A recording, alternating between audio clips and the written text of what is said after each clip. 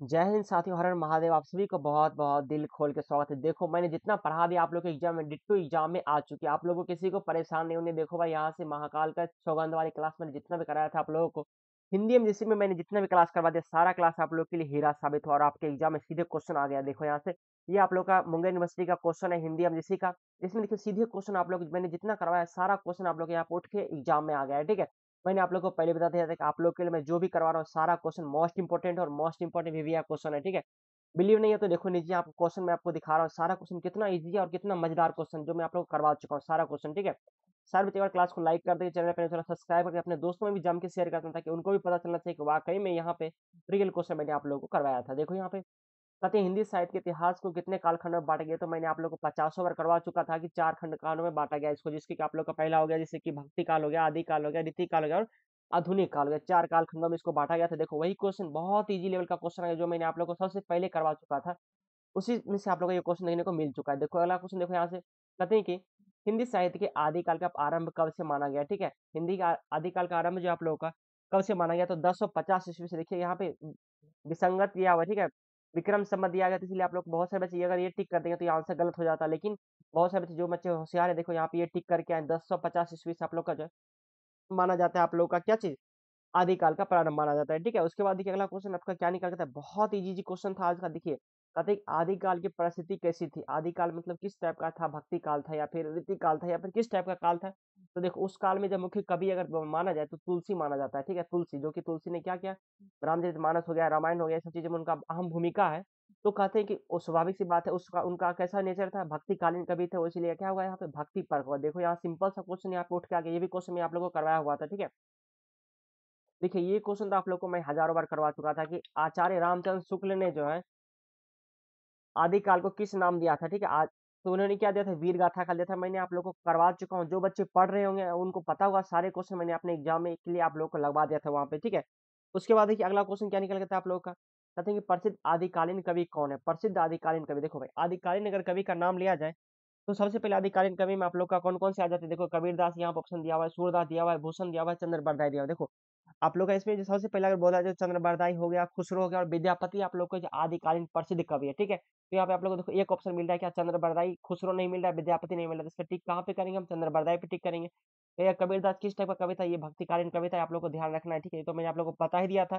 देखो वही question exam में आज का, सारे बच्चे पेपर को फोड़ के आएंगे। बहुत आज का क्लास मजेदार है और बहुत इजी क्वेश्चन आया। बहुत सारे बच्चे मेरे खुश हैं, बहुत सारे बच्चे का मैसेज कॉल आ चुका है। बहुत बहुत धन्यवाद सारे बच्चे को कि आप लोगों ने इतना मेहनत किया हमारे साथ।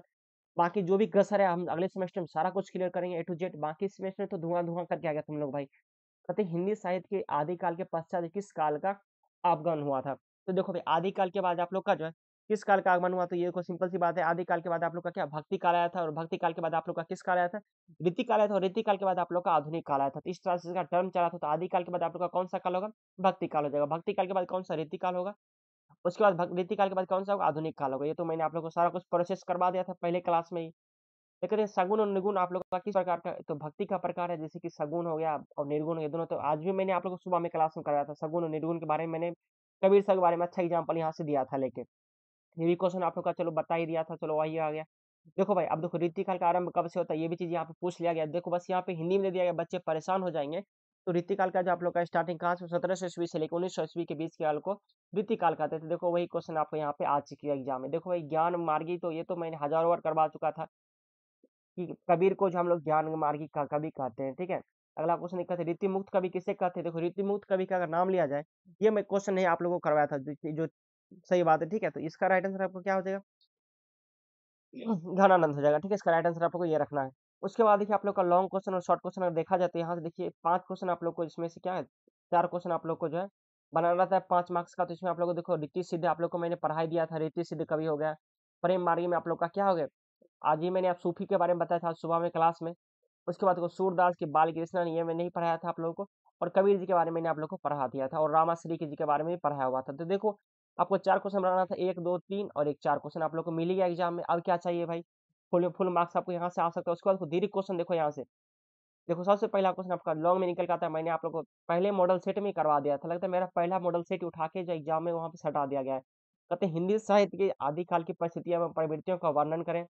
मैंने ये क्वेश्चन आप लोग को करवा चुका हूँ, मेरा PDF सेंड कर सकते हो, वहाँ देख सकते हो। उसके बाद देखो हिंदी साहित्य के भक्ति काल में संत कबीरदास के योगदान बताइए। ये भी मैंने आप लोग को ऑलरेडी करवा चुका हूँ।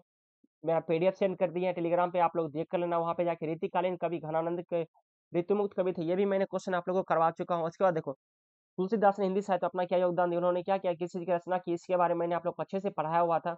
अगर आप पढ़े हुए तो आपको याद होगा। उसके बाद विद्यापति जी के बारे में तो मैंने अच्छा से समझा दिया कि विद्यापति जी का घर समस्तीपुर डिस्ट्रिक्ट दरभंगा तरफ है।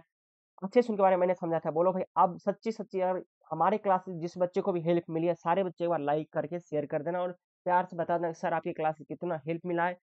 चलो भाई, मुझे तो बहुत विश्वास हो गया, बहुत सारे बच्चे को एग्ज़ाम में क्वेश्चन आ चुका है और सारे बच्चे का जिसको एग्ज़ाम नहीं हुआ है, सारे बच्चों को हम बोलेंगे कि आप लोग 5 मॉडल सेट करो।